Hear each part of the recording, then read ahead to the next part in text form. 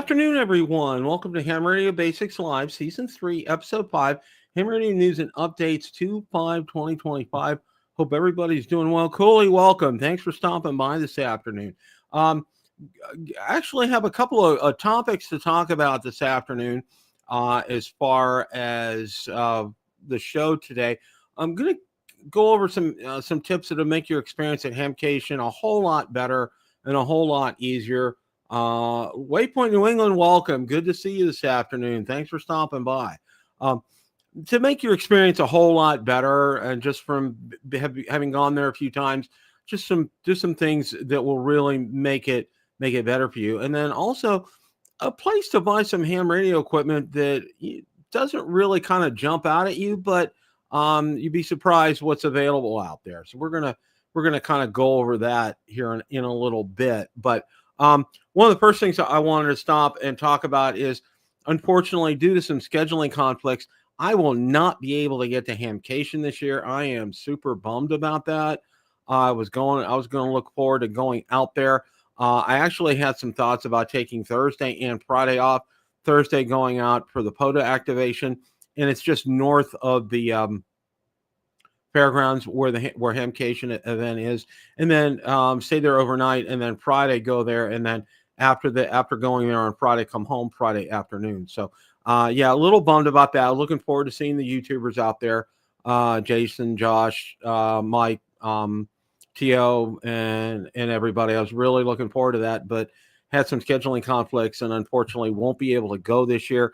And also on my radar, I do know right now that I will not be able to get to Hamvention this year, which is super bumming to me.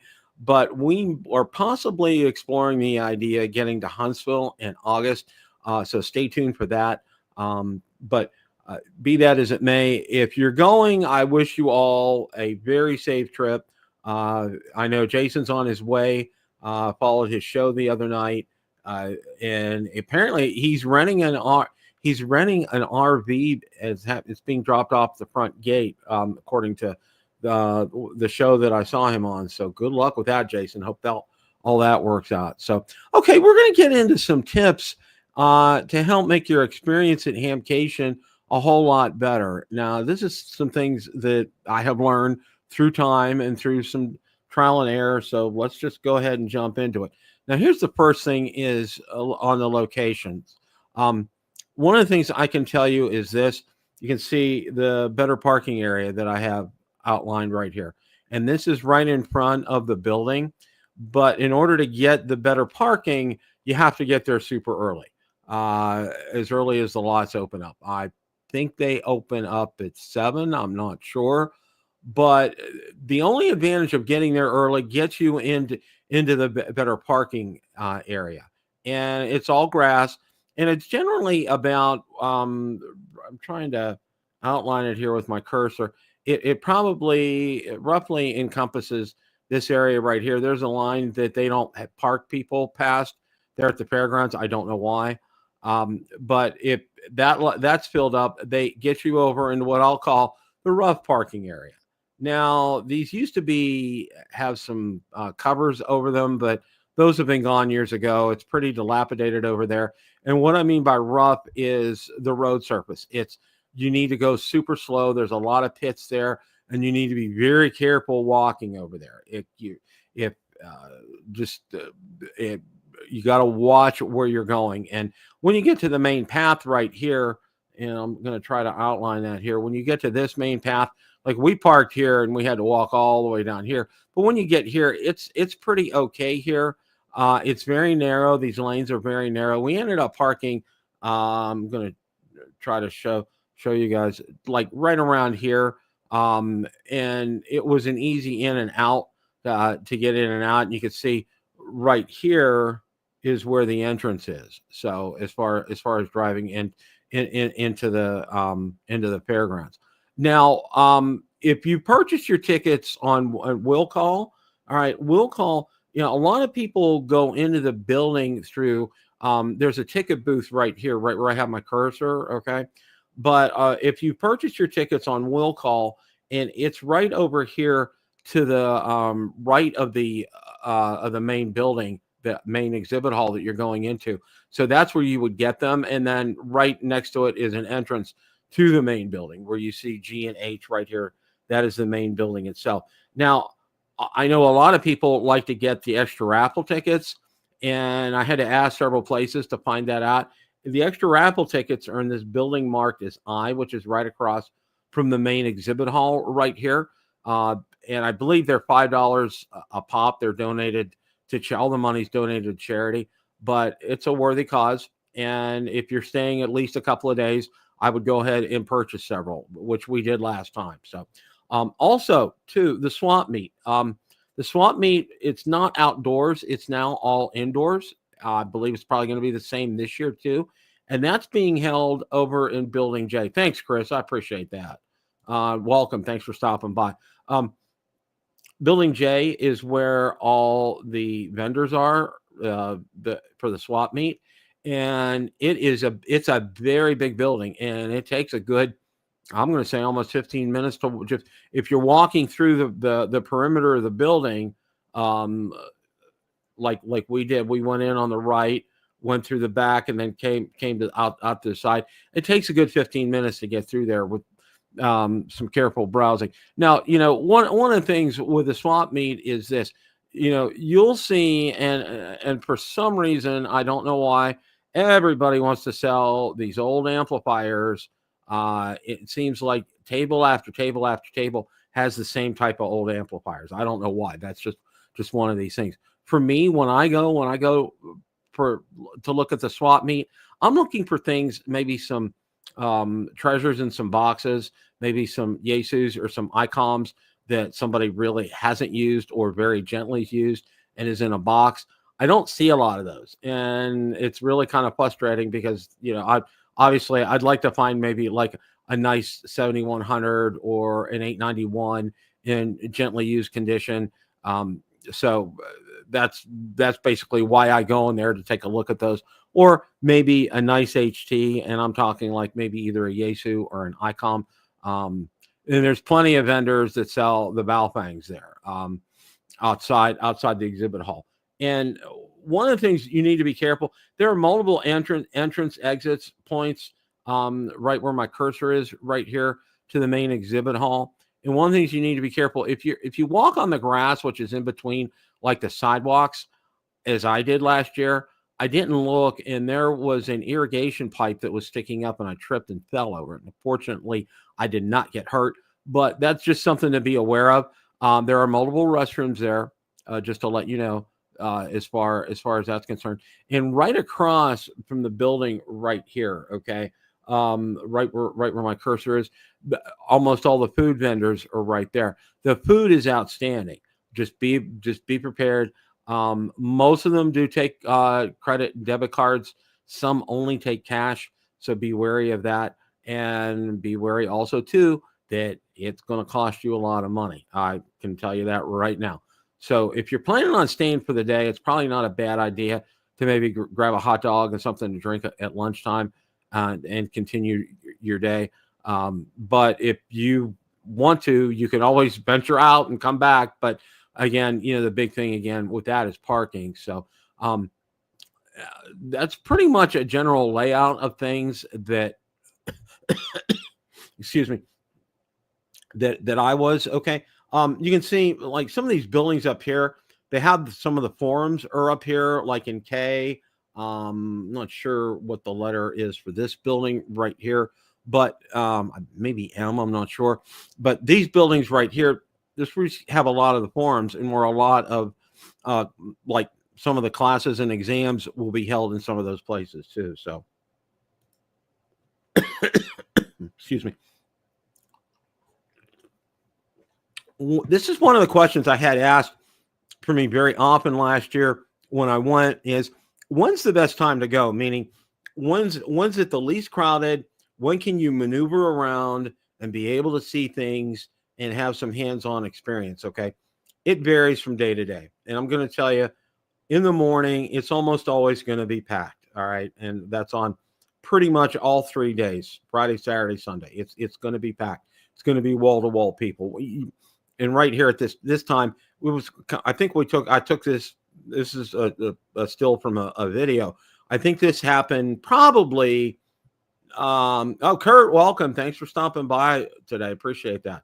I think this happened probably early afternoon right here, where it wasn't as crowded. And that's one of the times that I can suggest is probably early afternoon or lunchtime, because a lot of people will end up congregating outside, getting something to drink, getting something to eat, having some time with some friends and family out there. So this is a time that one of the times I would suggest is a time to get in there and take a look and have a chance to have some hands-on time with some of the equipment and some of the items is probably, I would say, early afternoon to mid-afternoon. You're going to find a lot of that. Now, again, during those times, a lot of that stuff, what we just showed, there's classes that are going on up in the exhibit hall. I know John Kruk from Yaesu did some of those classes last year. And again, there's some ham radio exams going on up there and some other kind of seminars. So pay attention out to the website and take a look and see what's going on up there. But my number one recommendation as far as the best time on a daily basis is early to mid afternoon. I think you'll be successful. And later in the day, the crowds start to thin out. By the time, it's getting closer to closing time, you pretty much can have the run of the place, which is really nice. But overall, the best day for going as far as crowds are concerned is going to be Sunday, because really, in essence, it's not, you can go there for all 3 days, but you will have seen everything probably 3 or 4 times if you walk through the exhibit hall. My recommendation is, if you get there at a decent time in the morning and you spend the whole day there, you'll be able to go through what you want to. But if you're looking to get there at a time that's less crowded, a day that's less crowded, I would definitely say Sunday, because a lot of people are starting to pack up and leave on Sunday. So that's one of my tips there. Okay. Best time to talk to vendors. And there's the great Ray Novak from ICOM right there. This is always a very tricky type of subject, especially Ray's so popular, and why not? He's absolutely a fantastic guy. I snagged him for a few minutes, and I mean a very few minutes, to talk to him. And when I went to Hamvention, he was so busy, all I had the opportunity to do was shake his hand during Hamvention over in Dayton. But it's all subjective here.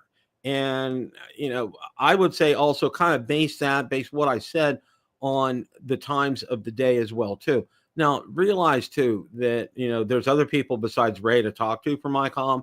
I would do that if you could. And there's usually several people that are kind of standing in a little bit of line waiting to talk to him. And it's the same with John Kruk from Yaesu. Now, I do know every time I went to try to go talk to John, he was teaching a class, which was fantastic, but it was frustrating trying to find him. Now, Yaesu had a very full entourage of people there. ICOM, they had some there, but, Ray's their main spokesperson there, and he's pretty much front and center almost all during the day. So, and again, kind of go by my times that I said, probably early to mid-afternoon. If Ray's had a break and a lunch break and he's back, you probably can catch him then. It's probably a better time for that as well. And also, too, if you're trying to get some hands-on time with some of the equipment, like, of course, Yaesu has a great display. ICOM has a great display up there. If you're trying to do that, what I would suggest, kind of in the same kind of ballpark and time frames, when it's less crowded, you'll have a chance to walk up to some of these, which would be fantastic. So again, the best time to kind of talk to the vendors, it's really kind of the best time when it's less crowded, basically, is my rule of thumb for that. Just kind of let you know regarding that right there. Now, here's a swap meet, and this is a still from a video I took. And this is a table that is literally full of tubes, radio tubes. And I mean, every kind of tube you can ever imagine, they have them there. And yes, they are very pricey, but they have them all. I mean, pretty much what you're looking for, they would have them there. But this is just a sample of kind of what it looks like in the swap meet building. And like I said, it's very big inside there. It takes almost a good 15 minutes to walk through there, which was fantastic. Now, I don't know if they have an area where you can test equipment to make sure that it works before you actually purchase it. I know they have that down at Huntsville, okay? And I'm pretty sure they have it in Hamvention. I'm not sure about Hamcation. I haven't heard a lot about that. So just kind of FYI here, just, ask is what I would do. If you're interested, if there's something you're interested in, ask the person or company or vendor who's selling that. If you could test it, and if there's an area to test that in, be upfront with them. Say, I want to make sure that this works before I purchase this. I think that would be a wise thing to do, and more often than not, they will. And if there is somebody there to do that, now, I think they might have something set up in the hall across from the main hall where you can purchase the extra raffle tickets. I'm not sure. You might need to check on that, but that would be a good thing to do if you're looking to get some used equipment to make sure it works, that it's not, DOA when you get it and you get it home, then all of a sudden you got to fire it up and then nothing. And, because finals may have blown on it or who knows what. So, but yeah, all in all, the swap meet is indoors, and it's a lot nicer than when it was outdoors, because usually 9 times out of 10 at that point in time in the year, it's probably pretty muddy up there at the fairgrounds from having some rain up there, and it's kind of slow going. And now I can say this: I experienced the mud and the rain at Hamvention. There was a lot of rain and it stopped, but it got very muddy out there. So you have to be real careful where you're walking. But here you avoided all that, and it was real nice. And I like that. I like what they did moving this indoors, and there seemed to be enough room up there. So, all right. This one right here, be respectful of the YouTubers as they may be recording. Last year when we got there to the main hall and we entered through will call, and it's trying to look forward here. I'm trying to point my arrow here. I think it's in that direction. I'm not 100% sure, but when you come in, one of the things that I found right away, I saw Josh from Ham Radio Crash Course. He had his set up to record, and you could see he had microphone set up, and he had a couple of monitors set up, and extension poles and everything. And he was busy going through there, and apparently I think he was doing a live stream as he was going through there. Now, real interesting, they will give out some Wi-Fi codes to like Josh and Jason, the big ham radio channels, to be able to do their live streams through there, which is great, and that's a great opportunity. This is another tip for you. You won't be able to do live streams in here unless you just won't be able to do that. If you want to do a live stream, you're going to have to do it outside the building. And I found that out. I did do that last year. I did do a couple of live streams from outside the building, but in order to do that, you have to do that outside the building. And what I mean by this slide right here, be respectful of the YouTubers as they may be recording. Josh was there. I did see Jason. I saw Mike, K8MRD, now Ham Radio Tube, recording there. And they're talking to vendors. They may be talking and engaged with people, and they're recording for their channel. Be respectful of them. If you see them, just don't walk up and say, hey, hi, how you doing? Give it a minute. And if you see if they're doing that, just wait till they've made their cycle and go through the building. And then, maybe, it's easy to connect with people at Hamcation. It's much easier to connect with people at Hamcation than Hamvention because of the size of it and because of the proximity and where things are. So be patient. You'll get a chance to talk to them. I know, it's great talking to them. I enjoyed talking to everybody last year, and I met pretty much everybody. I met T.O., met Jason, met Josh, met Mike, just a whole bunch of people. Met, Smoking Ape last year. It was great. Had a wonderful time with that. I'm gonna miss not seeing them this year. That's one of the things that I kind of regret. So, but yeah, these tips should help you in your experience with Hamcation. I hope they do. For those of you that are going, and I hope you guys have a great time. It's a lot of fun. I'm really kind of bummed that I'm not going to be able to get there. One of the main things I was hoping for was the new Yaesu FTX1. I hope they had that on display and maybe to be able to fire it up and take a look at it and see. But I won't get that opportunity. But be that as it may, those of you going, have a great time, enjoy yourselves here. Okay, we're going to kind of switch topics here. Now, one of the things for me, we all think when we're looking to purchase ham radio gear, where do we go? Ham Radio Outlet, Gigaparts, DX Engineering.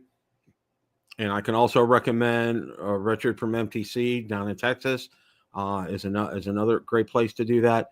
And then some of the other ones like Chameleon Antennas and some other big places out there. Those are the ones that we think of right away when we're looking to get something and something, that it's specific that we're looking for. And there's one that we really kind of gloss over a lot because we don't think that they have the gear that we want, but it's really changed, and it's changed a lot. And we're going to go ahead and take a look at that now.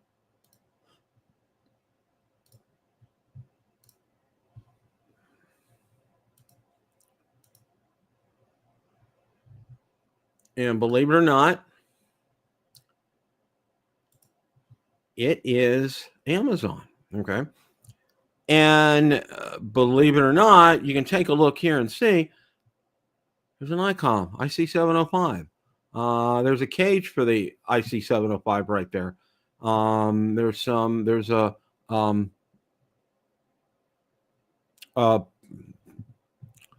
ball joint for an IC705 to mount it on a tripod. There's a wind camps for the antenna for the 705. 7300. There's Chameleon MPass 2.0. Chameleon antenna, Chawmill extender. There's TID radios, which are great, and I've reviewed them on the channel. The JPC-12 HF antenna kit, which is absolutely fantastic. We talked about that a little bit last week, and I know Mike K at MRD from Ham Radio 2 just did a review on one, and it's a fantastic antenna. I can't recommend it enough. LiPo cases for batteries right here. See, what's this? Tactical mobile admin pouch. GlobeSat. There's a Uniden scanner right here. Some books on the 7300, minimum QRP, ham radio for dummies, IC705. There's a guide for FT-891. Some connectors right here. There's a nice electronics organizer case that I do have. A lot of this I do have. And coming up right there's a Yaesu FT-5DR. You can see these are some of the things that you see. What you're seeing right here are what's in my go bag, and there's the go bag that I have right here. And I did get a larger version of that, and some coax and some cables and some connectors right here. This right here, you take a look. There's a smart charger right here, power bank right here, some other chargers right here. DJI Power 1000. I got that for Christmas to be able to use with my drone channel, which you guys know about, and also with ham radio as well. These are some batteries. These Cycle N bats. They sent these to me. They sent these to me for free to go ahead and review them, and they are absolutely fantastic batteries right here. This is a good table for if you want to use this for POTA or setting up in your own yard. And there's some nano NVA monitors right there. But I have a total right now that I went through there. There's over 54 items out there right now. And, it's really kind of nice to be able to purchase these things from Amazon. There's an ICOM store out there right now, and that's where I found the 705 and the 7300. They have other things out there. They have a 7100. They have some mobile radios out there. So that's something to pay attention to. So, I'm going to drop a link for this in the description. And as always, if you're wanting to get some of these things, if you use that link that's in the description, it'll be able to help the channel and be able to help keep the lights on. And I would greatly appreciate it. Doesn't cost you an extra dime. Plus you get the satisfaction and the being able to purchase from Amazon, which, you know, for the most part, if it's directly from Amazon, they have a great return policy. So all in all, this is something I would highly recommend. I'll drop a link to this in the description so you guys can go ahead and have that. It's just, I think it's great. I really like it. I can't say enough about it. I'm really thrilled now that they're offering more and more each day as time goes by on here to be able to get some ham radio gear. Because, you know, one of the other things with Amazon too is if you're a Prime member, shipping is mostly free, mostly 1 to 2 days, versus if you're purchasing from the big three or MTC, you're going to have to pay extra for shipping. You're not going to have to pay that here. Plus, again, you know, Amazon's policy, if it's directly through purchasing directly from Amazon, you won't have to worry about, you know, returns. You know, their return policy is absolutely fantastic. So wanted to make you guys aware of that. I know a lot of people, you know, don't really even consider going out to Amazon and looking for ham radio gear, but I want to make sure that you know that that option's available to you and that more things are being added daily out there, which I think is great. You know, like I said, I bought everything for my go bag. I mean, everything for my go bag through Amazon, and I've been so pleased with that. Now I'm going to be building a second go bag when I get the Yaesu FT-150. And that's been a popular video, so I'm going to be doing another video on that as well. Had a blast doing that. So that's all I have for today. Want to thank you guys for stopping by here. Cooley was here. Clint was here. Chris is here. Kurt was here. Thank you guys for stopping by.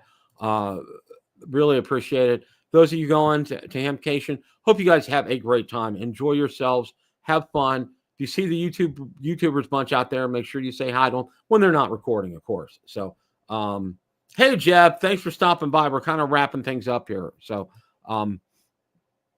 you're welcome to watch the replay. It'll be out there shortly. But really want to thank you guys for stopping by.